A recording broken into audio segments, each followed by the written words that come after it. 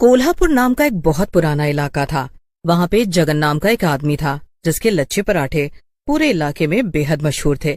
जगन के लच्छे पराठे खाने दूर दूर से लोग आते थे और वो भी अपनी दुकान में काफी व्यस्त रहता था। उसकी दुकान पे कई सारे नौकर चाकर थे, जिनमें से एक थी माधुरी। माधुरी जगन की दुकान पे लच्छे पराठे बनाने सीखने आई थी, लेकिन उसका अच्छा काम देखकर जगन ने उसे अपनी दुकान पे ही काम पे रख लिया था। क्या बात है जगन भाई, आपने माधुरी को भी अपने लच्छे पराठे बनाने की कला सिखा दी है। अब तो ये आपके जैसे ही पराठे बना लेती है। अरे इसमें मैंने क्या किया भाई, ये तो सबकी अपनी अपनी कला है। माधुरी में वो कला पहले से ही थी, मैंने तो बस उसे निखारने में इसकी मदद की है।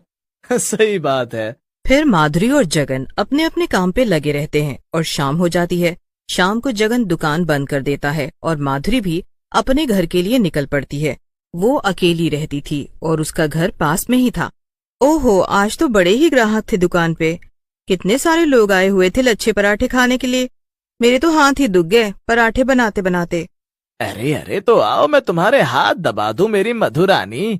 माधुरी पीछे मुड़कर देखती है तो वहाँ पे बिरजू खड़ा हुआ था। वो एक नंबर का आवारा किस्म का लड़का था और वो काफी वक्त से माधुरी के पीछे पड़ा हुआ था। वो माधुरी से शादी करना चाहता था।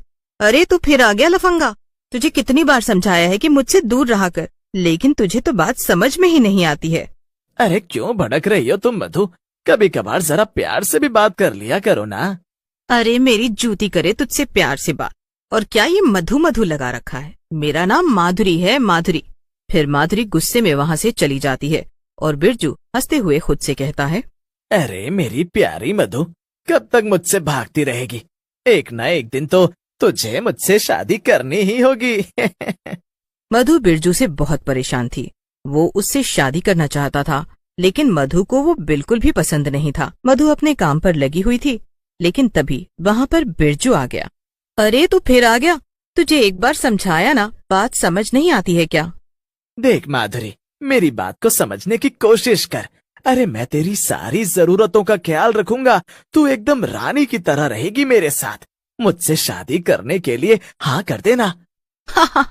तेरा दिमाग तो ठीक है ना बिरजू, या फिर तू नशे में बात कर रहा है? भला मुझे तेरी कौन सी जरूरत पड़ने लगी? अरे मैं अपनी मेहनत से लच्छे पराठे बनाती हूँ और तेरे जैसे 4-5 निकम्मों से ज्यादा मैं अकेली कमा लेती हूँ। मुझे तेरी कोई जरूरत नहीं है और ये मेरी तरफ से तुझे आखिरी चेतावनी है। अब अगर तू मुझे दोबारा नजर भी आया ना, तो मैं पुलिस स्टेशन में तेरी शिकायत दर्ज करा दूंगी, समझा? इतना कहकर माधुरी वहाँ से चली गई, लेकिन बिरजू को बड़ा अपमानित महसूस हो रहा था। माधुरी ने उसे निकम्मा कहकर उसके मुंह पर एक बड़ा तमाचा मारा था। ये माधुरी तो बहुत ही घमंडी निकली। कहाँ मैंने इसे रानी बना के रखने के सपने देखे थे और कहाँ इसने मुझसे दुश्मनी मोल ले ली है। तो फिर ठीक है, बहुत घमंड है ना इसे अपने लच्छे पराठे बनाने के काम पर। अब मैं भी देखता हूँ कि ये पराठे कैसे बनाएगी। अगले ही दिन बिरजू ने अपने इरादों को अंजाम देने की ठान ली। उसे पता था कि लच्छे पराठों का आटा माधुरी ही गूंथती थी और इसीलिए वो सुबह जल्दी उठकर माधुरी के घर के बाहर पहुंच गया। माधुरी ने आटा बनाकर रख दिया था और दुकान पर जाने के लिए तैयार हो रही थी। यही सही मौका है, जल्दी से जाकर अपना काम कर देता हूँ। बिरजू खिड़की से अंदर कूद गया और उसने माधुरी के गुथे हुए आटे में एक पाउडर छिड़क दिया और वहाँ से बाहर निकल आया। माधुरी की बच्ची, अब देखता हूँ कि कौन खाता है तेरे लच्छे पराठे। बहुत घमंड था ना तुझे कि तू मेरे जैसे 4 निकम्मों जितना कमा लेती है। अब जब सारे इलाके के लोग तेरे पराठे खाकर उल्टियां करते घूमेंगे, तब देखता हूँ कि तू क्या करेगी।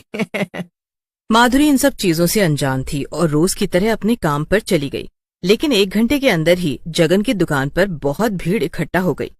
अरे क्या हुआ, आप सब लोग यहाँ एक साथ क्यों आए? क्या बात हो गई? क्या बात हो गई? अरे एक तो तुमने हम लोगों को खराब पराठे खिलाए और अब मासूम बन रहे हो। तुम्हारी वजह से कितने ही लोगों की तबीयत बहुत ज्यादा बिगड़ गई है। क्या? अरे ये आप कैसी बातें कर रहे हैं? आज से पहले तो हाँ हाँ, अब ये तो तुम ही जानो कि आज से पहले ऐसा क्यों नहीं हुआ और आज क्यों हुआ। हमें तो बस इतना पता है कि पैसों के लालच में तुमने अपने पराठों में मिलावट की है। हाँ, और इसकी वजह से कई लोग बहुत बीमार हो गए हैं और इसकी भरपाई तुम्हें करनी पड़ेगी। अपनी ये दुकान अभी के अभी बंद करो और हम तुम्हें अब यहाँ पे बिजनेस नहीं करने देंगे। अरे आप लोग जरा शांत हो जाइए, देखिए, सबसे पहली बात तो यह है कि मैंने आज पराठे बनाए ही नहीं है। पराठों का आटा तो माधुरी ने गूंथा था और बनाए भी उसी ने है। इसलिए मुझे कुछ भी नहीं पता कि आप लोग किस मिलावट की बात कर रहे हैं। अरे तो आप क्या कहना चाहते हैं जगन भैया? क्या मैंने मिलावट की है? वो सब मुझे क्या पता, वो तो तू ही जाने माधुरी। तुम लोग अपना ये ड्रामा कहीं और जाकर कर लेना। हाँ, अब तो हमें यहाँ तुम्हारी दुकान नहीं चाहिए बस। चलो भाइयों, इनका सब सामान उठाओ और यहाँ से बाहर फेंको। नहीं नहीं नहीं, रुक जाइए, ऐसा मत करिए। जगन उन लोगों को समझाने की बहुत कोशिश करता है, लेकिन कोई भी उनकी नहीं सुनता है और देखते ही देखते उसकी दुकान का सारा सामान सड़क पर फेंक दिया जाता है। ये सब तेरी वजह से हुआ है कलमोही। मैंने तुझे अकेला समझकर तुझ पे तरस खाया और तूने अपने लालच के चलते मेरी ही दुकान को बर्बाद कर दिया। मैं तुझे कभी माफ नहीं करूंगा। चल निकल जा मेरे सामने से। माधुरी रोते हुए वहां से चली गई। उसे समझ में ही नहीं आ रहा था कि आखिर ये सब किसने किया। चलते चलते माधुरी अपने ख्यालों में इतना खो गई कि उसने ध्यान ही नहीं दिया कि सामने से गाड़ियां आ रही थी। अचानक से माधुरी के सामने एक कार आ गई और माधुरी को टक्कर मारकर चली गई। कार वाला टक्कर मारकर भाग गया था और लोग माधुरी को हॉस्पिटल ले गए, लेकिन उसे बहुत तेज चोट लग गई थी और आखिरकार उसकी मौत हो गई।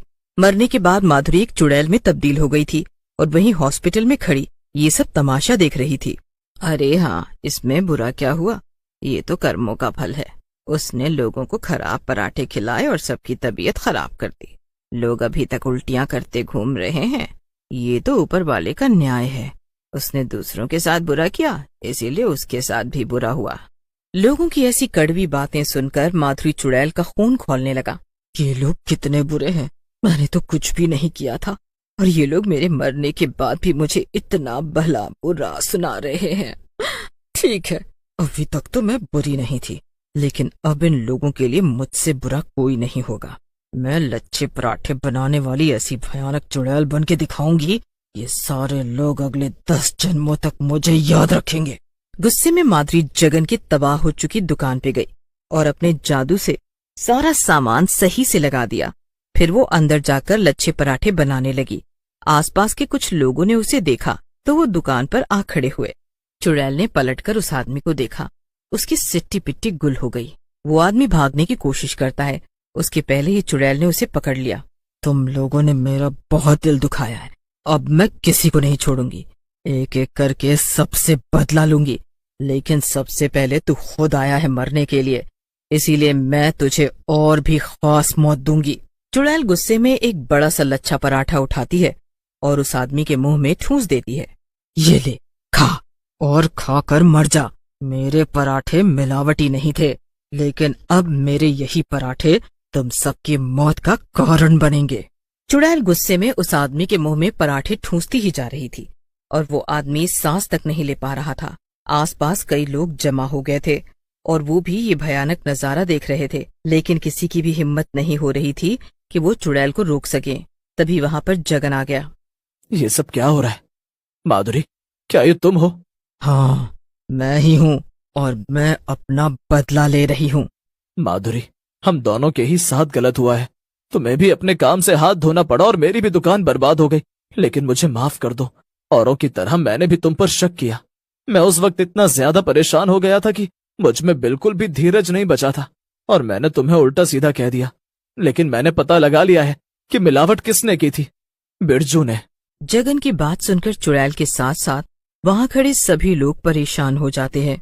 जगन की बात सुनकर चुड़ैल का गुस्सा 7वें आसमान पर था। उसने जगन से कहा, जगन भाई, मुझे अभी के अभी उस बिरजू के पास ले चलो, मैं उसे नहीं छोड़ूंगी। मगर जगन के साथ जाने से पहले माधुरी कई सारे लच्छे पराठे बना लेती है और उसे पैक करके अपने साथ ले जाती है। थोड़ी ही देर में माधुरी और जगन बिरजू के घर पहुंच जाते हैं और बिरजू उन दोनों को देखकर दंग हो जाता है। चुड़ैल अपने लच्छे पराठे निकालती है और बिरजू को पराठे खिला खिलाकर उसे मार देती है। बिरजू को मारने के बाद माधुरी की आत्मा को भी शांति मिल जाती है और वो चली जाती है। इसके बाद जगन फिर से अपने लच्छे पराठे की दुकान खुशी खुशी